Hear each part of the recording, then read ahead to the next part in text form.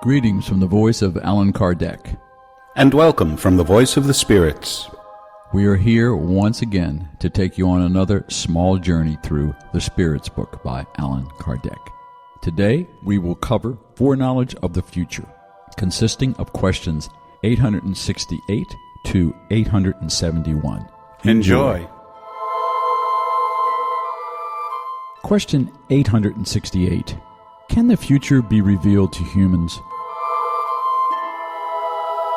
In principle, the future is hidden from them, and only in rare and exceptional cases does God permit it to be revealed. Question 869. For what purpose is the future hidden from them? If they knew the future, they would neglect the present, and they would not act with the same freedom, because they would be dominated by the thought that if a certain thing must happen, it is no use being concerned about it. Otherwise, they would try to prevent it. God has willed it to be this way so that each one may contribute to the accomplishment of things, even those that he or she would like to thwart. Thus, it is that you yourselves unknowingly prepare the events that will occur over the course of your lives. Question 870. But if it is useful for the future to remain hidden, why does God sometimes allow it to be revealed? This happens if a particular foreseen event would facilitate the accomplishment of things instead of preventing them, and if it leads individuals to act differently than they would have if the revelation had not been made. Besides, many times it is a trial. The anticipation of an event may awaken thoughts that are more virtuous or less so. For instance, if a man knows that he will receive a fortune that he had not expected, he may be taken by the sentiment of greed or elation about the probability of adding to his earthly pleasures. In order to obtain the fortune sooner, he may then desire the death of the one who is to leave it to him. On the other hand, perhaps such anticipation will awaken good sentiments and generous thoughts in him.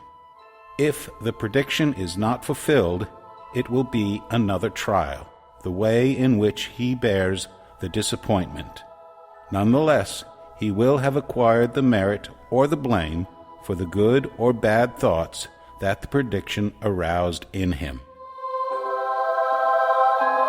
Question 871. Since God knows everything, God knows whether a person will or will not fail in a particular trial.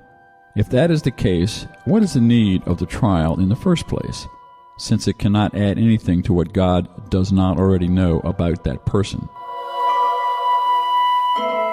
You might as well ask why God did not create human beings perfect and accomplished to begin with.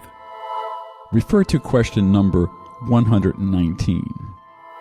Or why they must pass through childhood before arriving at adulthood.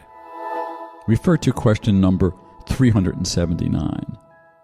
The purpose of a trial is not to enlighten God about what people deserve.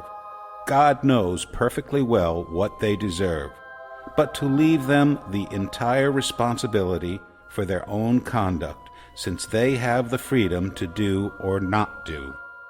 Since they can choose between good and evil, a trial has the purpose of placing them before the temptation of evil, leaving them all the merit for resisting it. Also, even though God knows very well beforehand whether they will triumph or fail, out of divine justice God can neither punish nor reward them for an act they have not yet committed. Refer to question number 258. Author's remarks for question 871. It is the same among humans.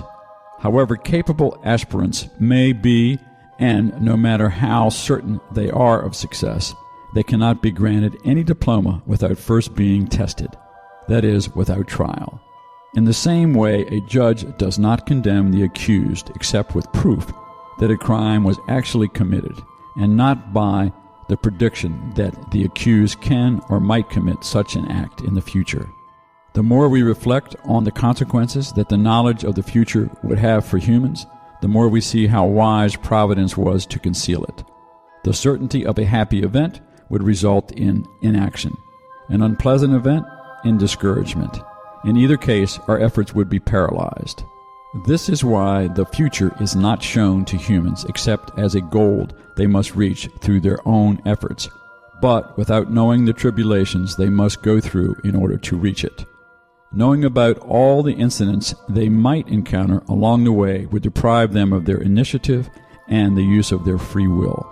They would let themselves be dragged down the fatal slope of events without exercising their own faculties. When the success of a matter is assured, no one is worried about it any longer.